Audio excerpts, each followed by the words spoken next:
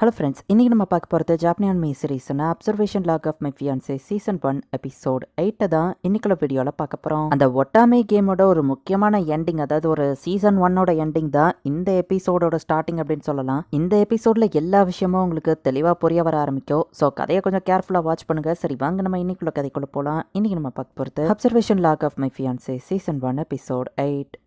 பெர்டியாவோட concept படி இன்னைக்கு நம்ம ஹீரோவா பண்ண கிரைம்ஸ் எல்லாம் வெளியே கொண்டு வருவான். அவ ஸ்பீச்லெஸ்ஸா இருப்பா. அந்த ஒட்டாமே கேமோட சினாரியோ இந்த மாதிரி தான் போகும். ஹீரோனியா கூட சேர்ந்து நான் ஒன்னா இருப்பேன், நாங்க ஹாப்பியா இருப்போம், இப்படிதான் சொல்லி பெர்டியா நினைக்கிறா. இதெல்லாம் நடக்கக்கூடிய அந்த கிராஜுவேஷன் பார்ட்டியோ இன்னைக்கு தான் நம்ம ஹீரோ பாக்குறான். அந்த ஹீரோனியாவும் வேணும்னே எல்லோ கலர் ட்ரெஸ் தான் போட்டு வந்திருக்கா. கால்ம் அகாடமியோட கிராஜுவேஷன் செரமனி ஆரம்பிக்குது. மேஜஸ்டி கிங் சில வார்த்தைகள் பேசுவாருன்னு சொல்லுவோம். நம்ம ஹீரோவோட அப்பா சில வார்த்தைகளை பேசுறாரு. இப்போ ஸ்டூடெண்ட் கவுன்சில் பிரசிடென்ட் ஆனா நம்ம ஹீரோவை பேச கூப்பிடுறாங்க.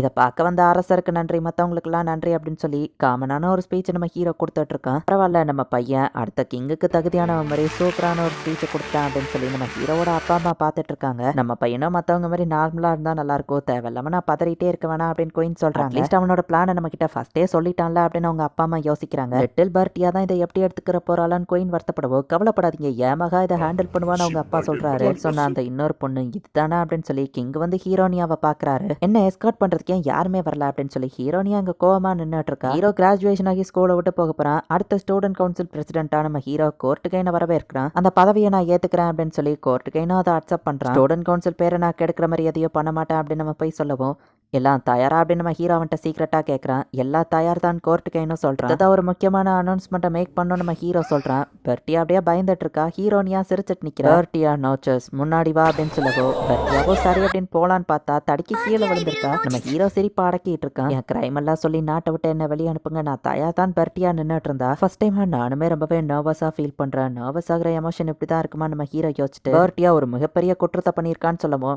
நான் என்ன பண்ணேன் அப்படின்னு சொல்லி அப்படியே அவ ஸ்கிரிப்ட் மாதிரி பேசுறா. நீ மன்னிக்கவே முடியாத ஒரு குற்றத்தை பண்ணியிருக்க, என்னை விட 2 வருஷம் கம்மியா பிறந்திருக்க, இப்ப பாரு நான் கிராஜுவேட் ஆகி போய் உன்னை பிரியற மாதிரி ஆயிடுச்சு. இந்த குற்றத்துக்கு தண்டனையா நீ என்னை விட்டு பிரியாம இருக்கிறதுக்காக என்ன கல்யாணம் பண்ணிக்கிறியா அப்படின்னு சொல்லி நம்ம ஹீரோ ப்ரப்போஸ் பண்றான். என்னது அப்படின்னு பெர்டியா ஷாக்ல இருக்கிறதுக்குள்ளேயே அவ கையை பிடிச்சி நம்ம ஹீரோ மோதிரத்தையே போட்டு விட்டோம். அந்த ஸ்பீச்லெஸ் இவெண்ட் இப்ப நடந்துருச்சு. உண்மையிலே நீ ஸ்பீச்லெஸ்ஸா நிக்கிறியா அப்படின்னு நம்ம ஹீரோ பாக்குறான். இன்னும் 2 வருஷத்துல நாங்க 2 பேரும் கல்யாணம் பண்ணிக்கிட போறோம், இந்த கிங்டம் ஒரு பெட்டரான பிளேஸா மாத்துவோம் நம்ம ஹீரோ சொன்னா, நான் இதை அப்ஜெக்ட் பண்றேன் அப்படின்னு சொல்லி ஹீரோனியா கையை தூக்குறான். எனக்கு என்ன பிரச்சனை அப்படின்னு நம்ம ஹீரோ கேக்குறான். அந்த லேடி பெர்டியா உங்களை ஏமாத்திட்டு இருக்கா, அவ என்ன புள்ளி பண்ணிருக்கா, நிறைய கிரைம்ஸ் பண்ணிருக்கா, நேத்து கூட என்ன படியில இருந்து தள்ளி விட்டான்னு சொல்லவும், என்னது நேத்தா, அவ நேத்து ஃபுல்லா என் கூட தான் இருந்தா, தலைவலிக்குதுன்னு சொல்லவும் என் நானியை விட்டு அவளை ரூம்குள்ள விட சொன்னேன், அதுக்கப்புறம் அவ வெளியவே போகல அப்படின்னு நம்ம ஹீரோ சொன்னா. அப்ப வேற அடியால வச்சு அவ தள்ளி விட்டுருப்பான்னு சொல்லவும், அப்போ உன்னை தள்ளி விட்டவங்க யாருன்னு சொல்ல அவங்கள இன்வெஸ்டிகேட் பண்ண அவங்களுக்கும் பெர்டியாக்கும் சம்பந்தம் இருக்கான்னு தெரியலன்னு கேட்டா, அது எனக்கு தெரியலன்னு வா சொல்லவும், அப்ப தெரியாம எதுக்கு பெர்டியா நிம்ம தேவையில்லாம இழுத்த அப்படின்னு கேட்டா, நான் மட்டும் இல்ல நிறைய பேர் பாதிக்கப்பட்டிருக்காங்க, எல்லாரும் முன்னாடி வாங்க அப்படின்னு சொல்லி வா கத்துறா. யாருமே முன்னாடி வரல. பெர்டியாவை பார்த்து பொறாமப்படுற சில பேர் கூட முன்னாடி வரதுக்கு தைரியம் இல்லாம நின்னுட்டு இருக்காங்க. நீ தேவையில்லாம இந்த இடத்துல பேசிட்டு இருக்கவா, அப்செக்ஷனை எடுத்துக்கோ நம்ம ஹீரோ சொன்னா. இல்ல முடியாது, பப்ளிக்கா சொல்ல வேணாம்னு நினைச்சேன் அப்படின்னு வா ஸ்கர்ட்டுக்கு அடியில இருந்து ஒரு ஃபைல் எடுக்கவோ, ஸ்கர்ட்டுக்கு அடியில எங்கடா ஃபைல வச்சிருக்காது எல்லாரும் பாக்குறாங்க. இதாங்கன்னு வா கொடுக்கவும், நான் கண்டிப்பா இதை தொட மாட்டேன்னு நம்ம ஹீரோ நினைக்கிறான். ஜெனோ போயிட்டு இப்ப அதை வாங்குறான். பெர்டியா அப்பா பண்ண தப்புகள்லாம் அந்த ஃபைல்ல இருக்கும் அப்படின்னு சொல்லி அவ நினைச்சிட்டு கொடுத்துருக்கா. தன்னோட அப்பா மாட்டிக்கிட்டாரு அவ்வளவுதான் போச்சு அப்படின்னு சொல்லி இங்க பெர்டியா பயந்துட்டு இருக்கா. தன்னோட அப்பாக்கு எதுவும் ஆகக்கூடாது அப்படின்னு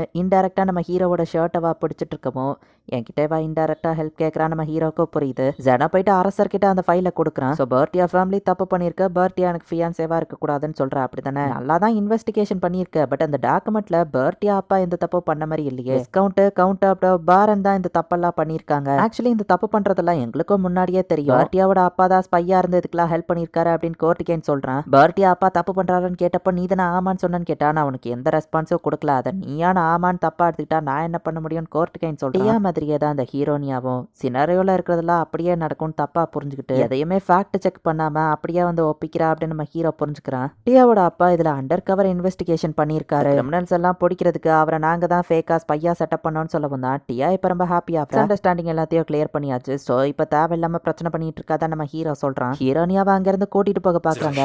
உனக்கு இன்னும் ஏன் புரிய மாட்டேங்குது, நான் தான் அந்த வேர்ல்டோட ஹீரோயின், என்னைய ஏன் செலக்ட் செலக்ட் பண்ண மாட்டேங்கிற, நான் தான் உன்னோட மைடன் ஆஃப் டெஸ்டினி, அவ ஒரு வில்லனஸ், அவன் கூட இருந்தாதான் உன்னால ஹியூமனா மாற முடியும், இல்லைன்னா நீ ஹார்ட்லெஸ் ஆன ஒருத்தனா தான் இருப்ப அப்படின்னு வா சொல்றா. ஹீரோனியாவோட அந்த பறவை வெளியே நின்று எல்லாத்தையும் பாக்குது. ஜெர்மனில இருந்து எல்லா விஷயங்களையும் நான் அப்படியே தானே பண்ண, என்னதான் செலக்ட் பண்ணிருக்கணும், ஈவன் நான் இன்னைக்கு இந்த எல்லோ ட்ரெஸ் தான் போட்டு வந்திருக்கேன், நீ என்ன தானே சூஸ் பண்ணிருக்கணும்னு வா கேட்க. இதுக்கு இதெல்லாம் பண்ணணும் நம்ம ஹீரோ கேட்கறான். உனக்கு என்னதான் பிரச்சனை, நீ ஒரு ஆண்ட்ராய்டு பிரின்ஸ் தான், நீ என்ன செலக்ட் பண்ணலன்னா கடைசி வரைக்கும் ஒரு கிளவரான டால் மாதிரி தான் இருப்ப, அதான் மைடன் ஆஃப் டெஸ்டினி, நீ என்ன கிஸ் பண்ணா என் கையில ஒரு மார்க் வரும், அதுதான் அதுக்கான ப்ரூஃப், செலக்ட் பண்ணலன்னா எல்லாமே அழிஞ்சிரும் அப்படின்னு வா சொல்ற. கலர்லெஸ்ஸா அவன் லைஃபே உனக்கு போர் அடிச்சு போய் நீ சூசைட் பண்ணி செத்துருவ அப்படின்னு ஹீரோனியா சொல்லவும், அவ சொல்றதெல்லாம் சில விஷயம் உண்மை மாதிரி தான் நம்ம ஹீரோக்கு தெரியுது. வெர்டியா டக்கு நம்ம ஹீரோ காதை பத்தி அவ சொல்றத கேட்காதீங்க அப்படின்னு சொல்றா. வெர்டியா உண்மையிலே அழகா இருக்கான்னு நம்ம ஹீரோ அவளை ரசிச்சுட்டு ஹீரோனியாவை இங்கேருந்து கூட்டிட்டு போங்கன்னு சொல்ல போமாட்டான். ஹீரோனியா கதறிட்டு இருக்கா. அவளோட பறவையா இருக்கிற லைட் ஸ்பிரிட் கண்ணாடியை உடச்சுக்கிட்டு நம்ம ஹீரோவை அட்டாக் பண்ண வருது. ஏர்டியா ஸ்பிரிட்டும் நம்ம ஹீரோ ஸ்பிரிட் ஜனோ எல்லாரும் அதை தடுக்க ட்ரை பண்றாங்க. பறவை தான் உயிரையே ஹீரோனியாக்காக சாக்ரிஃபைஸ் பண்ண முடிவு பண்ணிடுச்சு.